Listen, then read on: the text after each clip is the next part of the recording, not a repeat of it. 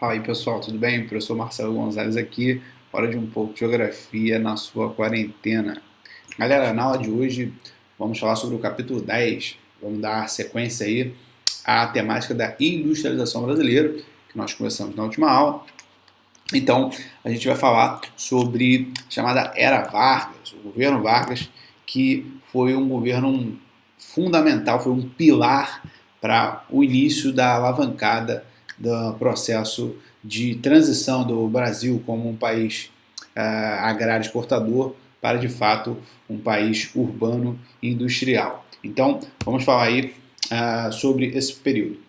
O Vargas ele vai governar o Brasil, galera, de 1930 a 1945 e depois ainda um outro governo de 1950 a 54, ou seja, ele ficou no governo somados aí quase 20 anos. Então, sem dúvida, é um cara que marcou a nossa história e talvez, se não o mais, certamente um dos mais importantes presidentes da história do Brasil.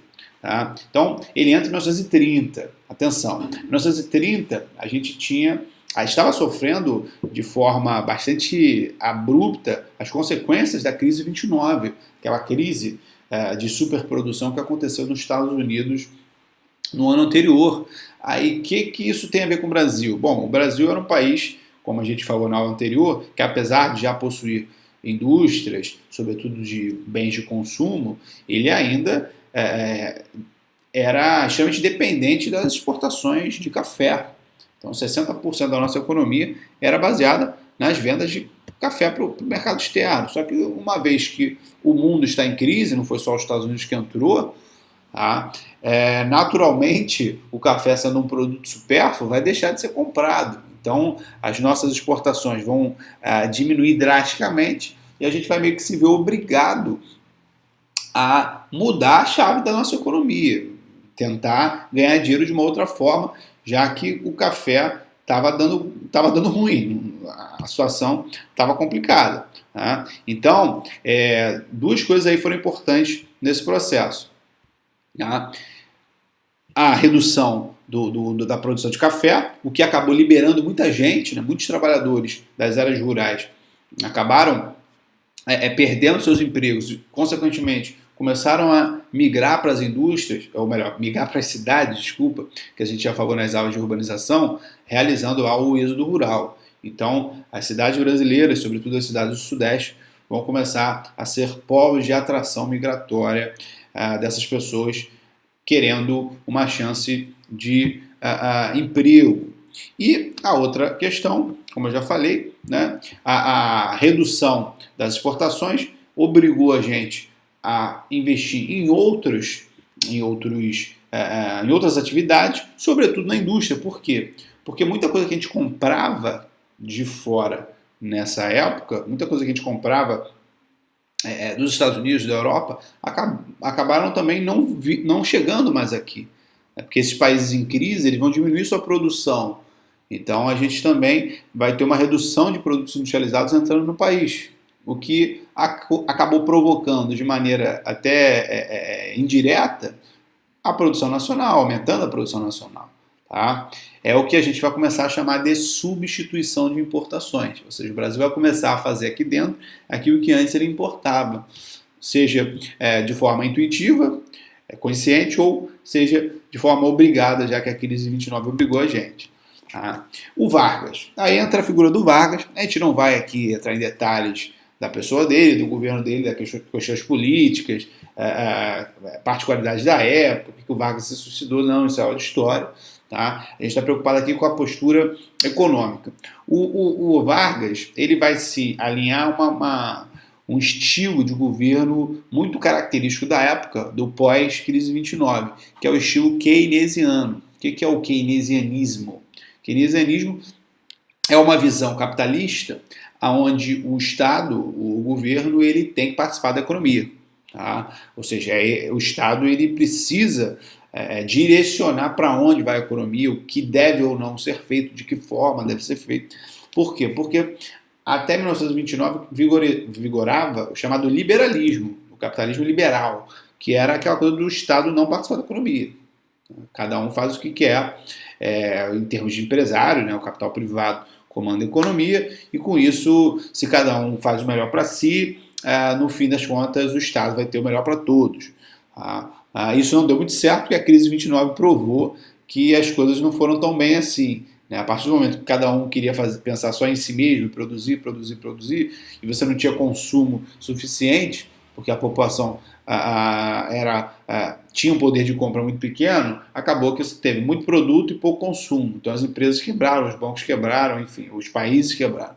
Então o keynesianismo foi uma visão econômica que vigorou no mundo aí até mais ou menos os anos 70, foram quase meio século praticamente de visão keynesiana. Então o Vargas ele vai assumir essa postura dentro do Brasil. É um cara que vai ser centralizador, um cara que vai ser muito nacionalista nas suas posturas, valorizando sempre o Brasil, não patriota no sentido de o Brasil acima de tudo, não é isso. É um cara nacionalista que queria mesmo deixar o Brasil um país autossuficiente, um país menos dependente das potências estrangeiras. Não adianta você falar que o Brasil está acima de tudo, né, se você está sempre sendo subserviente, aos Estados Unidos e outros países.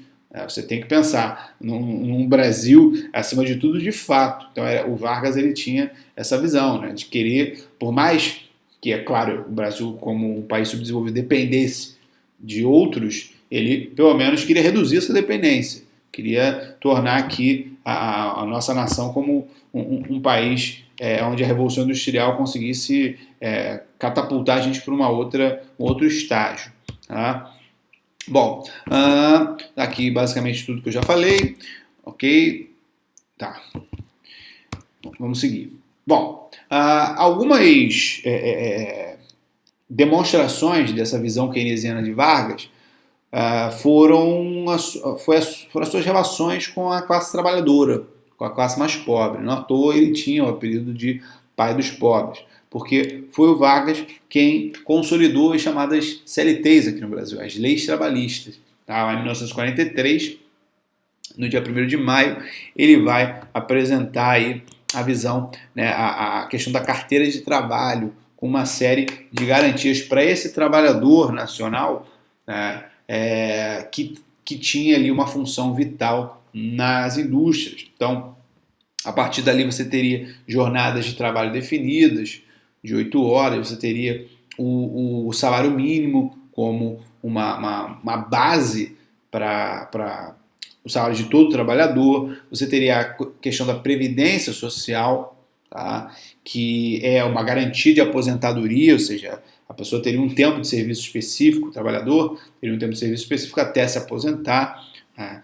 E o FGTS, o Fundo de Garantia por Tempo de Serviço, que seria também outro direito que o trabalhador tem a receber quando é demitido ou se aposenta, enfim, e a licença maternidade, enfim, uma série de outros benefícios, né, que regularam a dinâmica da classe média, classe baixa, dentro do nosso país. Então isso já foi uma demonstração que ele queria preparar o Brasil para ser um país industrializado, né? Porque tudo isso aqui era relacionado ao trabalhador urbano, né? Para esse cara ele ter ali, e óbvio, espelhado no que já tinha acontecido na Europa, o que já tinha acontecido nos Estados Unidos. Então ele queria modernizar as nossas leis para o que já estava em vigor no mundo, tá? Ou melhor, na maior parte do mundo.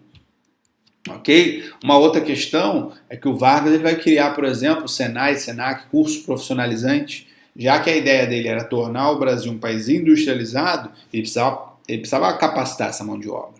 Ele precisava tornar essa mão de obra ativa e capaz de trabalhar em fábricas. Não adianta você colocar um cara dentro de uma fábrica que não tem noção do que está fazendo. Então, era uma forma de modernizar também o estilo de trabalho do trabalhador médio do país. Okay? Bom, na questão da indústria em si, essa visão estadista, nacionalista e intervencionista do Vargas vai ser muito sentida nos seus focos de investimento. Tá? O governo Vargas ele é muito lembrado pelo desenvolvimento da infraestrutura nacional. Vamos lembrar, o Brasil ainda não era um país com uma boa infraestrutura. Era um país ainda com sua economia baseada em arquipélagos, lembra da aula passada. Então, quando ele decide dar esse passo a mais na história do Brasil, da economia brasileira, ele vai investir na construção de estradas de ferro, ele vai, sobretudo, investir na construção de indústrias de base. Tá? O que são indústrias de base? O nome já diz, são aquelas indústrias que vão, de alguma maneira, germinar, proporcionar ao crescimento de outras indústrias. Porque o Brasil não tinha indústria de base. O Brasil tinha indústria de bens de consumo, como eu falei na última aula.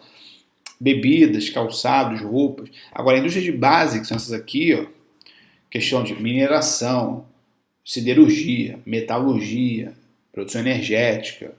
Isso o Brasil não tinha. Então, a partir do momento que você tem uma empresa de energia, ela vai dar suporte para que outras empresas surjam abastecidas pela energia da indústria de base. A mineração é a mesma coisa. A metalurgia é a mesma coisa. Então, a visão dele foi fazer o trabalho pesado, o trabalho, como o nome já diz, de base, para que o resto viesse na sequência. Okay? Então, o Vargas vai ser lembrado muito por isso na questão industrial, por dar um suporte para o que vai vir depois, já que ele foi o primeiro presidente, de fato, a pensar no Brasil como uma nação industrializada. Tá? Então, você vai ter aqui alguns exemplos. Tá? O Departamento Nacional de Produção Mineral, 1974, questão da mineração, importantíssimo, minério de ferro, manganês, bauxita, que vão ser elementos usados na produção industrial de outras fábricas. Né? Conselho Nacional de Petróleo, que já vai dar ali as bases para a produção de petróleo no Brasil, que vai ter aqui a criação da Petrobras em 1953. A nossa principal empresa foi criada pelo Vargas, né? A nossa principal empresa estatal. A outra empresa emblemática que ele criou foi a Companhia Siderúrgica, a CSN, em 1941, localizada em Volta Redonda. Companhia Vale do Rio Doce, também outra empresa marcante da nossa história, 1942, empresa de mineração, metalurgia, siderurgia, tá? Que vai trabalhar com a questão de extração de minérios. Fábrica Nacional de Motores, que não existe mais, mas era uma ideia dele construir motores para carros dentro do Brasil. O BNDES, Banco Nacional de Desenvolvimento Econômico e Social, que existe até hoje. Tá? O BNDES, ele é o quê? É um banco para investimentos em vários setores. Então, você quer abrir um negócio, quer montar uma empresa, você pode pedir recursos do BNDES. Tá? Então, é um órgão de fomento que a gente chama. Tá? Eletrobras, outra empresa do ramo energético, tá? De energia elétrica, enfim, por aí vai. Tá? Então, o Vargas ele vai ter esse papel aí importante. Estou coçando o nariz aqui porque minha alergia está atacando. Bom, agora, para a gente também não deixar passar batido, outra questão importante do Vargas é o seguinte, que nesse momento, aquele arquipélago econômico nacional, ele começa a ser desfeito, ou seja, o território brasileiro começa a se conectar, essas ilhas econômicas começam a se conectar ainda timidamente, tá? Mas sobretudo o litoral do Nordeste até o Sul, eles vão começar a ter vias de integração. Mas esse modelo de integração ele vai ser baseado no modelo de centro-periferia, ou seja, você vai ter uma área central muito mais importante que as outras. Qual é essa área? O Sudeste. Então, aproveitando todo o mercado consumidor, a mão de obra que já existia e a infraestrutura pré-existente da atividade cafeeira, olha o que eu falei na última aula, ou seja, da atividade principal do Brasil naquela época, que estava, sobretudo em São Paulo, um pouco no Rio também, aproveitando essa base já pré-existente, as indústrias brasileiras vão começar a se concentrar nesse espaço. Então, a maior parte dos investimentos feitos pelo Vargas também serão feitos no Sudeste, que é o que a gente chama de economias de aglomerações. Ou seja, você já tem ali uma realidade de riqueza, uma realidade de destaque, e você aproveita esse destaque, essa economia já mais sofisticada, para alavancar ela ainda mais. Mas isso tem um efeito negativo. Você acaba focando muito em uma área só e o resto fica um pouco esquecido. Então você vai ter claramente uma concentração industrial no Sudeste, enquanto que as outras regiões acabam sendo periféricas, ou seja, são comandadas pela área central. Então, isso se tornou uma realidade no Brasil a partir desse momento. Depois, essa situação vai mudar um pouquinho, mas até hoje o Brasil ainda é muito marcado pela importância que o Sudeste tem em relação, em detrimento às demais regiões, na questão econômica. Então deve-se considerar que um território pouco articulado, situação anterior a 1930, as indústrias locais atendiam aos próprios mercados. Quando o modelo territorial de arquipélago econômico é rompido, as indústrias paulistas mais competitivas podem distribuir seus produtos por todo o território nacional, como eu acabei de falar. Então, São Paulo, Rio, um pouco menos, vai se destacar por ser uma área estratégica como mola econômica do Brasil. O Rio ele vai ficar ainda atrelado muito à questão política, porque ainda era a capital do país naquela época. Né? Bom, a CSN, a siderúrgica, em Volta Redonda, é um ótimo exemplo disso. Quando o governo decide colocar a CSN em Volta Redonda, ou seja, uma cidade do interior do Rio de Janeiro, ele está preocupado com o quê? Com a dinâmica da aglomeração que já existia ali. Então a CSN ela vai ficar entre Rio e São Paulo, tá? E também próximo ao estado de Minas, que são as áreas mais estratégicas de uso da produção mineral feita, metalúrgica, né? Feita pela CSN. Então, ele coloca a CSN entre os 3 principais estados do Brasil e não no interior, não no Nordeste. Então, isso vai ser bastante significativo. Ok, meus amigos? Então, por hoje é isso. A gente dá sequência aí na próxima aula. Qualquer coisa, qualquer dúvida, é só me procurar. Um abraço.